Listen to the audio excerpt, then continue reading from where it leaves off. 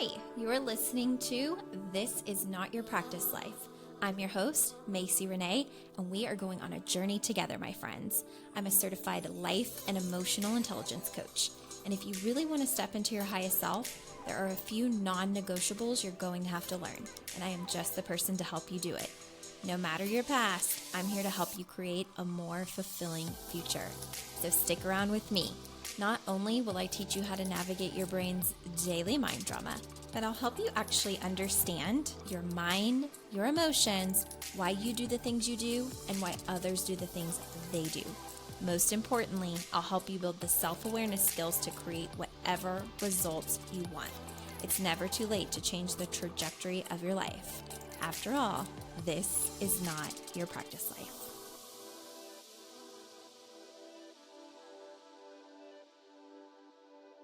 Hi, ladies and gents. Welcome back to another episode of This Is Not Your Practice Life podcast.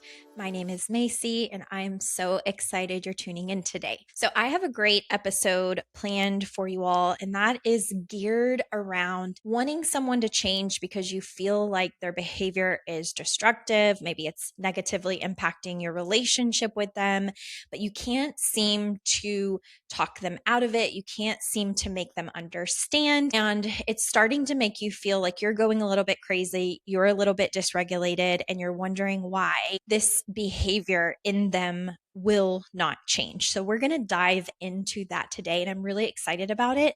The first thing I want to say is that if you listen to this episode this week, the week that it's released, which is July 27th, I want to let you know that my upcoming program, Whole and Magnetic, is going to cover a lot of why we attract the things that I'm going to talk about today, why we tolerate the things that I'm going to talk about today, why we get into cycles, why we feel so dysregulated around the things that I will discuss today. So if this resonates with you, this podcast episode, and you listen to it as soon as it's released, like Monday, Tuesday, Wednesday, I'm going to put the link in the show notes for you to join the program Whole and Magnetic. Just as a heads up, it doesn't start until Tuesday, August 11th, but it's a very interactive program. The workbook is more like an activity book.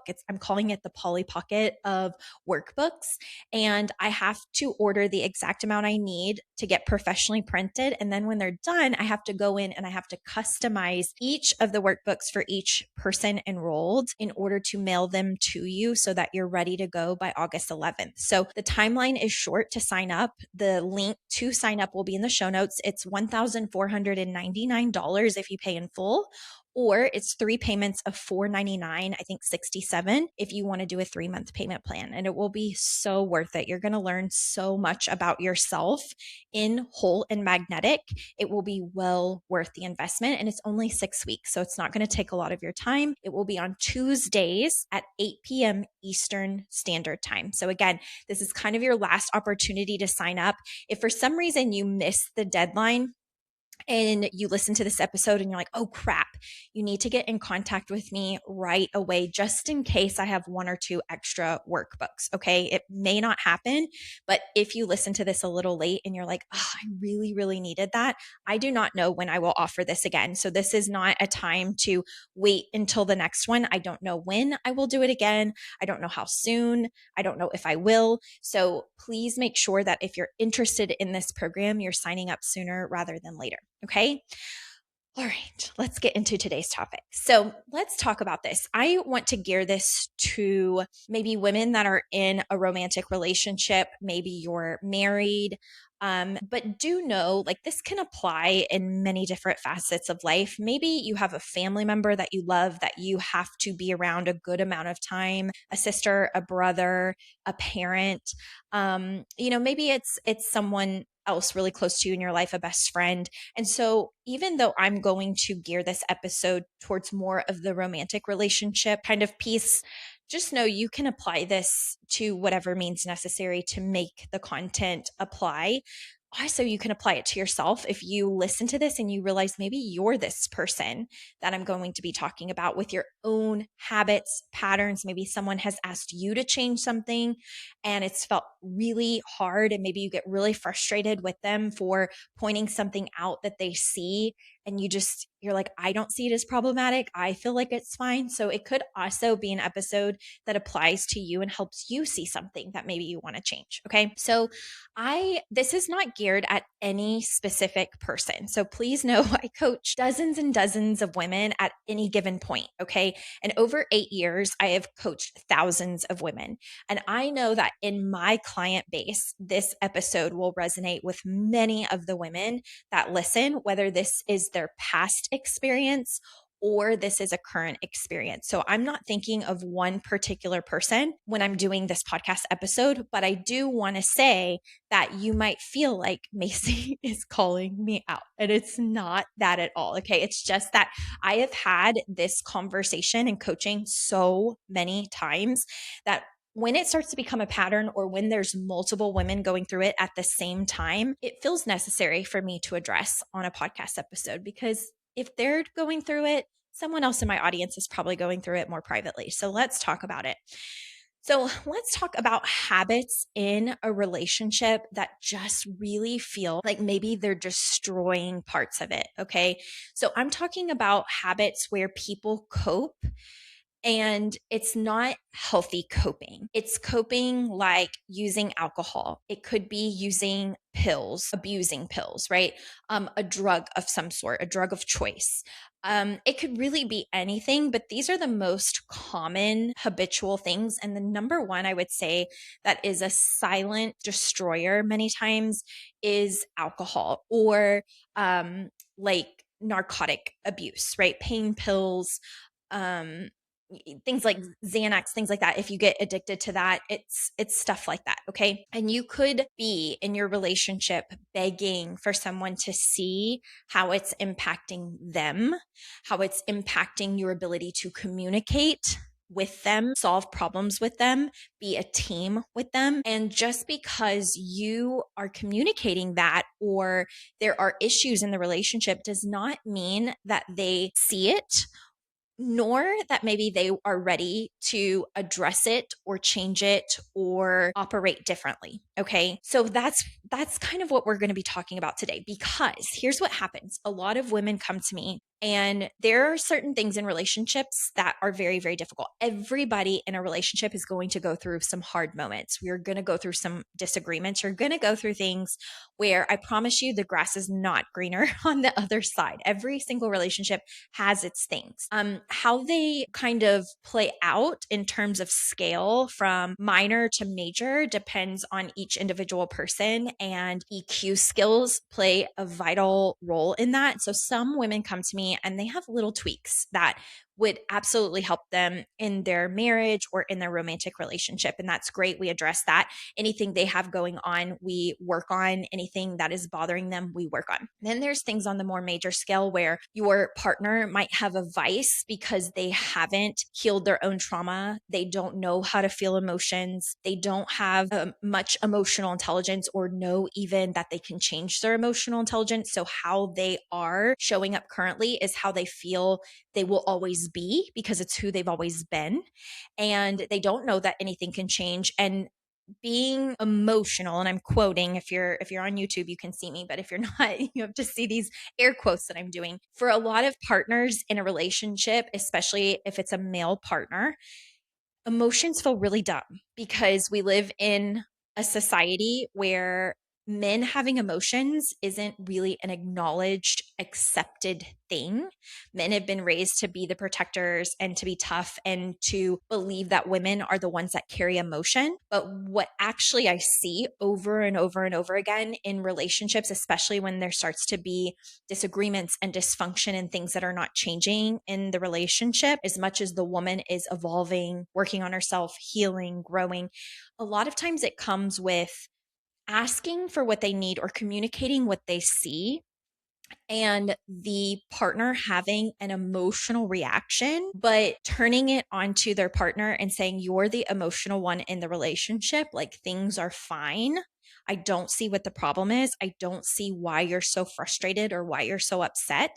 And thinking in that moment that they don't have emotion. But what's so interesting is that their response, whether they get angry with you, they start raising their voice, they get defensive, they shut down. What a lot of men in particular don't realize is in that exact moment that they're getting elevated or upset because of what their wife or what their partner brings to them, they are also having emotion. But they don't see it because our society has done a really great, and again, that's air quoted, great job at more so directing emotion towards a woman's thing. Okay. So men still have emotions. If you're a man and you're listening to this, you still have emotions. Every single time you feel anger, frustration, irritation, you're upset, you're sad, whether you display it in tears or not, right? It could be in the tone of your voice. It can be in your body language. Don't think for a second you're not having emotion. You're having emotion in that moment. So if you are in a romantic relationship and your partner approaches you and they're trying to express something, maybe they're crying because sometimes, again, each person's emotional intelligence is different. Women tend to wear their emotions on their sleeve more so than men because men have been taught differently, right? You suck it up. You don't get quote emotional, you don't cry. But just because you don't have that response doesn't mean you're not having emotions too. Okay. I just want to make that very clear because as I go into some of the other things that happen and what I see, I want to make sure this is understood on both sides. So men, you still have emotions, whether you express them or not, yours just get expressed differently. And a lot of times it comes out in a different way. Now, if you are super disconnected from your emotions, and this could be man or woman, okay, we have vices for what we don't want to feel or what we don't know how to feel. So many times women who come to me, not only do they have some maybe unresolved, unhealed things in their life, but so do their partners because we attract people based on certain things. And this is another shameless plug for Whole and Magnetic. Okay. We're going to talk about this in depth, but we attract people into our lives based on what we've got going on internally. We are walking around as human beings like magnets. Okay. And again, I'm not going to get into that here because I'm going to get into that in Whole and Magnetic, which is a program for women, but we're going to talk about how this happens. So here's what I want to say. What I see a lot of times happening in coaching, women will have things that affected them in their younger years, their childhood, whatever. They will come to talk about things that they are experiencing in their relationship, things that their partners have said to them. And what is very clear is their partners also have unresolved, unhealed things, maybe from their childhood or their younger years or something that's happened. The difference is, especially if we're talking males, is that they have never felt safe enough to express that nor know how to process it because of our societal conditioning around male emotions. Okay. So what happens is a lot of times it will lead to different ways of coping. Okay. Now there's healthy coping skills and there's unhealthy coping skills. And that's something else that I teach my clients a lot of times. There's healthy coping skills and there's unhealthy coping skills. And a lot of times without realizing it is that those unhealthy coping skills, again, going back to having alcohol, abusing maybe some pills that are meant to help you calm, center, regulate. If you're abusing those, if you're using drugs of any kind, those are unhealthy coping skills. It goes beyond like something that is maybe, it's different for each thing. I should rewind and say that alcohol in moderation, even though it's still not technically very great for us, is not a problem, right? But there comes a point in time where if you are drinking a lot, you are altering your brain chemistry, you're altering your communication, you're altering so much about yourself. And a lot of times, if you're doing it outside of moderation or social, there's a habit there. Addiction forms, and it's often because you feel that you need it. You need it to cope with something that you're going through. So that's alcohol. And then there's other things like pills or drugs. A lot of times things that you don't know how to feel, you don't know how to be with in your body. You will seek those things in order to be calm. And when you're abusing them, it's often because the dosage of whatever it is that you're taking, you haven't actually healed what's inside. So nothing is changing if you're not actively working to heal it, the pain that you're feeling and the things you're navigating will just get louder and louder and louder. And if you don't have the EQ skills and the coping skills that are healthy, you'll abuse what's unhealthy because you're trying to make all of that go away. You just want it to go away. I have people in my life that were addicted to all kinds of pills, like pill addiction, because everything that was unresolved in their life, they wanted to mask. They wanted it to quiet. They wanted it to stop. And a certain dosage would be prescribed to them for a period of time, and it would work for a period of time. But then all of that would still be there, all of the pain, all the heartache. And so again, they would up the dose and then up the dose and then up the dose. And before we knew it, we had a completely different version of this person that couldn't show up the way they needed to show up, that couldn't operate the way that they needed to operate, that was destroying all the relationships around them. And it was a very difficult place to be. And so I see women come to me all the time that have this with their partner, that they want to be supportive and they want to be loving, but it is destroying their relationship with them. It's the communication is not there. The understanding is not there. The emotional intelligence is not there. And they are begging and begging and begging this person to see it and to change it. And they're trying their hardest to work on themselves to try and fix what they can in themselves that may be triggering this response. And there comes a point where it just feels very, very exhausting. And you may feel like your relationship is in shambles and your nervous system is tapped out. And I want to talk about why this happens for the person when you've communicated, hey, alcohol is literally destroying our relationship, our marriage. It is destroying you. Like, you are a different person. You do not show up the way that I know you're capable of showing up when you do this. Why do you go past this point? Why is this so hard for you to stop? Now, we know addiction is very difficult to stop, okay? For a multitude of reasons. Same thing with if they're abusing pills or if they're abusing drugs. Like, you could beg and plead and want them to change so badly. And you might even get glimpses of them seeing their behavior and acknowledging their behavior and maybe even apologizing for their behavior when they've sobered up. And yet it's not enough to actually move them to change. Let's talk about why that is on the emotional intelligence side. Okay. So here's the first thing. When we have an unhealthy vice, many times we are doing it because, especially when it initially starts, okay, it is to quiet and suppress emotions we do not have the skill to feel and to regulate in our body. Okay. When people cannot regulate their nervous system or regulate what's happening in their body when emotions arise, they will try to escape it by any means necessary. Okay. Overeating, over drinking, over exercising, that can even be abused. Okay. It could be, what are some other ways? Buffering through TV, just wasting your entire day away, just rotting in front of the TV, watching show after show after show, scrolling and knowing more about some stranger's life on the internet than you know about yourself or in your own way. Okay. There are so many ways that this shows up.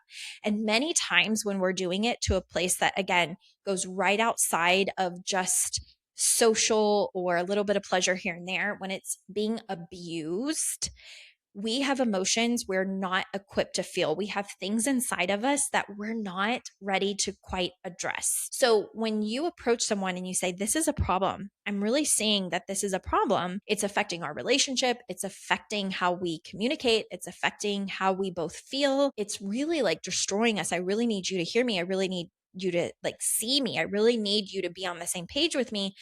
And maybe they can acknowledge, like, you know what, I can see sometimes it's a problem, but at the end of the day, they go back to the habit, or they justify it. Like, well, work is very stressful. You don't get it. Or, my life is very stressful. Like, I wish that you would just support me. It's not problematic.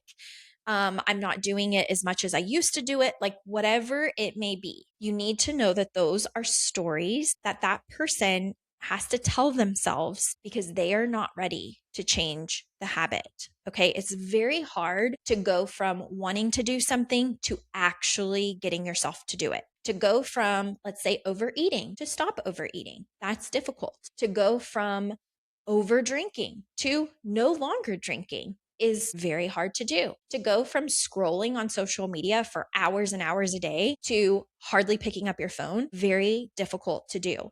And you might know mentally that you need to do it. and that you'd probably be better off to do it. But to change that, there's only one person who can, and it's the person who has the unhealthy coping mechanism. And what is so important is that they have to go from ignoring or buffering through emotions they're feeling deep down to feeling them in their body. Okay. And here's what happens. So let's say your partner has good intentions and they're like, you know what? I am not going to drink today. I'm not going to smoke today. I'm not going to take any of that stuff today. I am not going to XYZ, whatever it is. Okay. They have good intention. And we'll use alcohol because alcohol is a big one that I see in many relationships. Okay, so we'll just use that one. They say, I have seen that this really bothers you. I am not going to drink. I'm not going to drink. Okay, I'm going to stop. Okay.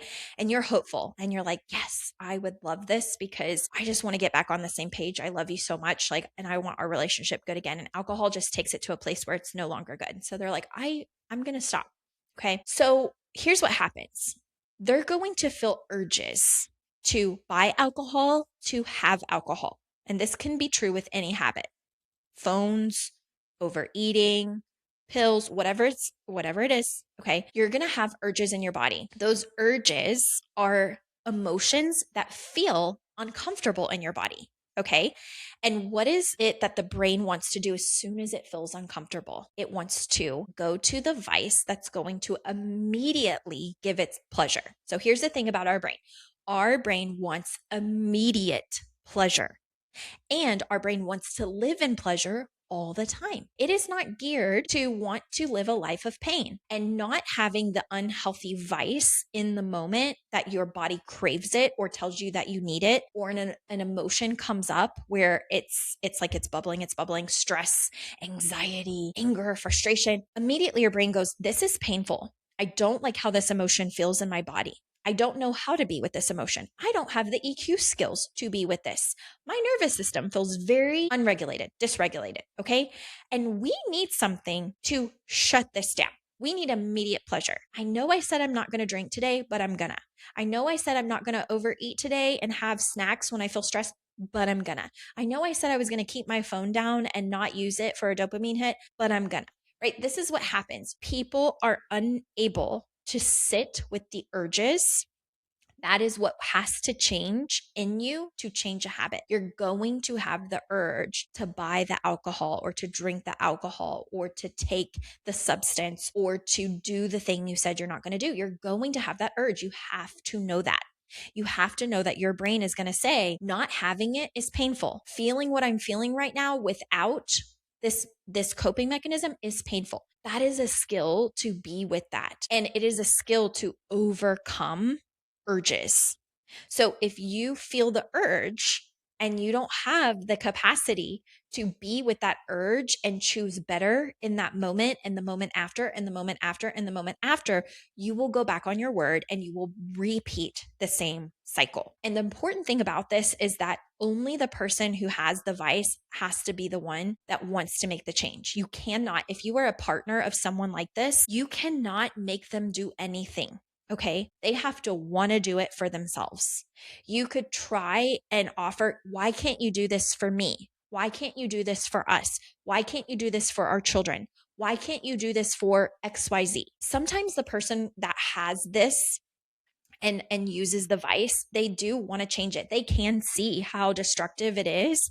But again, their EQ would have to be in a place to be with the urges and not fall into fixing the urge with immediate pleasure. When you change something that has been a habit that immediately gives you a dopamine hit or immediately gives you pleasure, you have to be in the change for the long game. You're playing a long game. Okay, you have to make a decision and draw your line in the sand, and you have to be with the urges for the rest of time. Have you ever talked to someone who has been practicing sobriety? It is a daily thing that they're getting through. They're getting through the daily urges. Now, each day out, it might get a little bit easier because they don't just run to it anymore. But in the beginning, especially, what they've had to do is fight every urge. Every emotion they felt in their body, they have to know that when the urge is there for the vice, they have to be willing to regulate in a more healthy, appropriate way. That is why the person that needs to change the vice or to heal, they have to do that for themselves. They have to love themselves first enough to want to do that. And yes, they ideally they would love you enough or their children enough to do it, but this is a them thing. This is a them thing, okay? And we cannot, as outsiders, as bystanders, change something in someone. We can't control other people. And we will literally exhaust ourselves or make ourselves physically sick trying to. Okay, I see so many women come to me and they are grasping at straws, trying to make their partners understand or trying to make their partners see something, trying to beg them to change. That partner has to want it. And sometimes that means that there are very difficult things we're working on in coaching as far as what they can control in themselves and what they decide to do in their lives, whether this person changes or doesn't. Okay. And that is a personal, each woman's journey in that is very different. But for the person that has the coping mechanism that's unhealthy, they do need to want it for them. And they have to know that it's a long game, not a short game. They have to know that their brain is going to tell them, I want pleasure right now. And we have to have pleasure right now.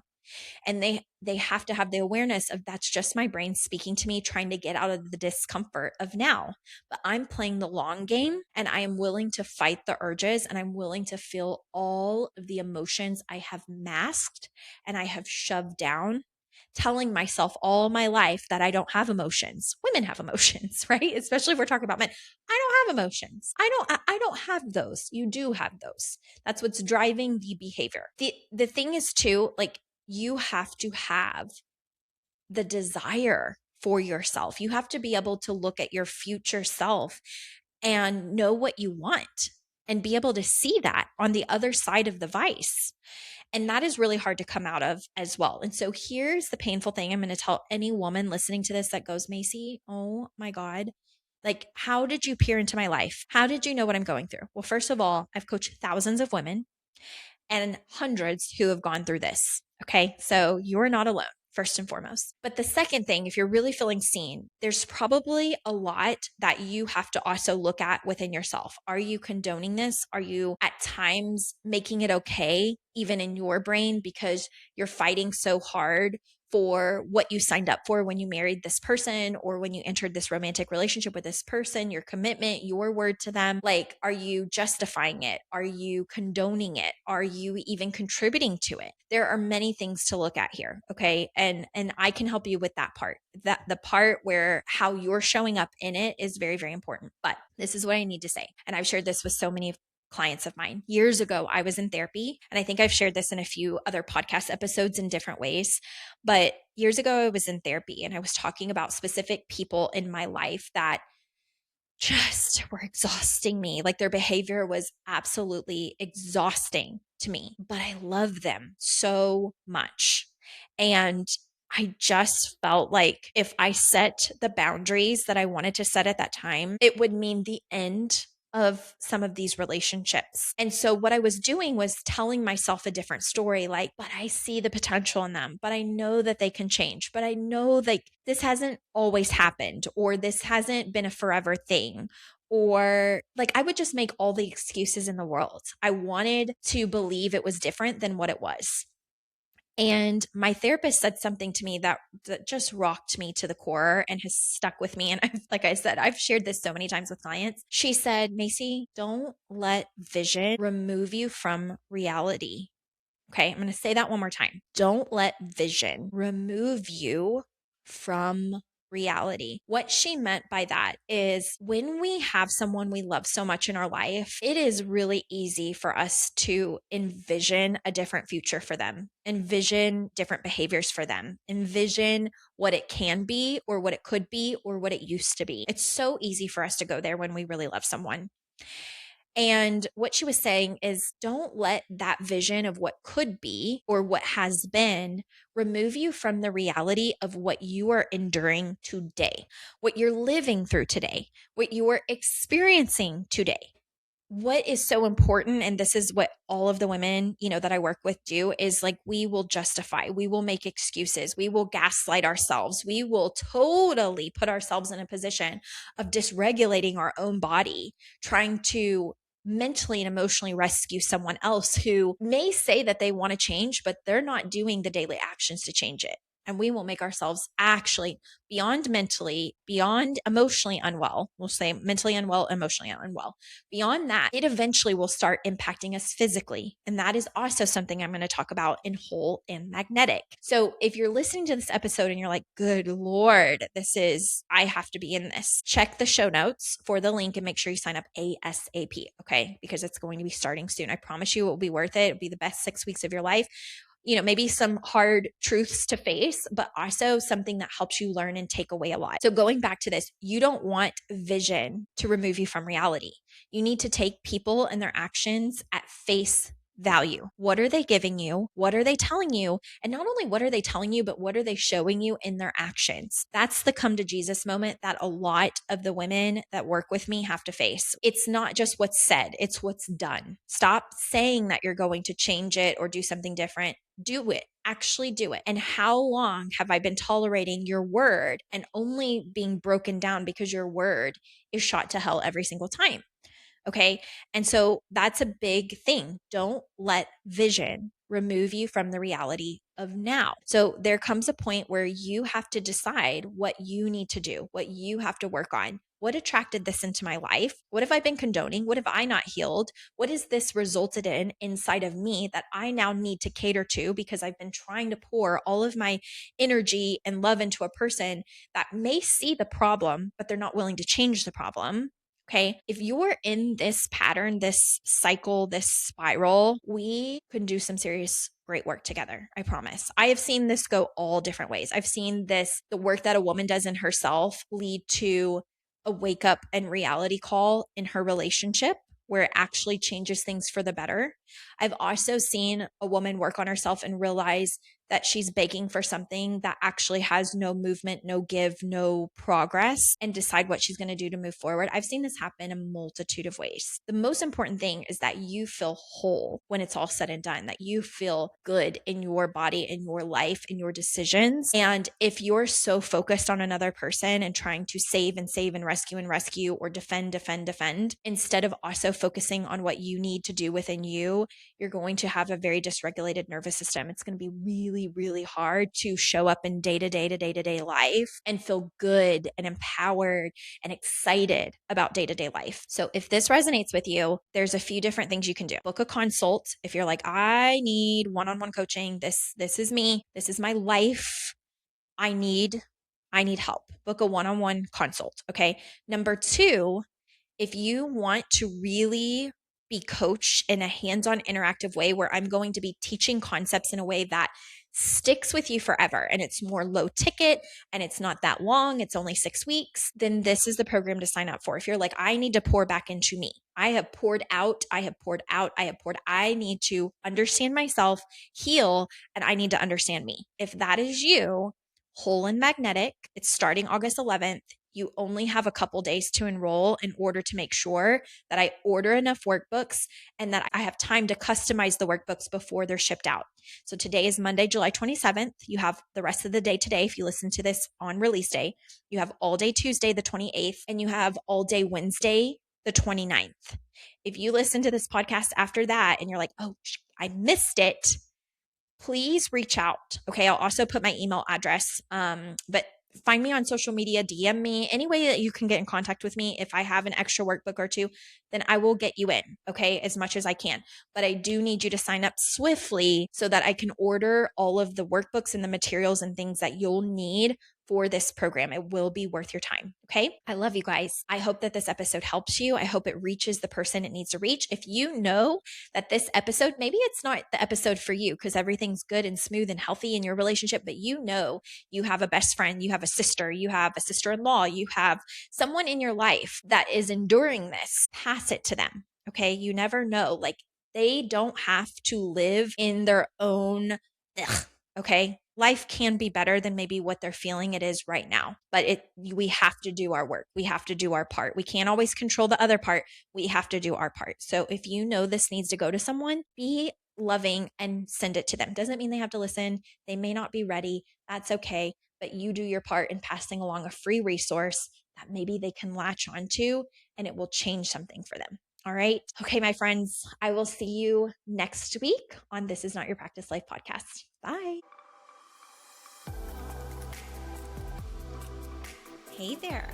Thank you so much for joining me on today's episode of This Is Not Your Practice Life podcast. If you'd like to connect on social media, you can find me on both Instagram and Facebook at Macy Renee Coaching. And if you want to stay up to date on all of my offers, announcements, and inspirational emails, you can join my email list at macyrenee.com. In addition, if there's a way that I can further support you in your coaching journey, you can schedule a free 60-minute consult at macyrenee.com anytime you want so we can discuss the best options for you. I look forward to seeing you next week, and I hope you have an amazing day. Bye.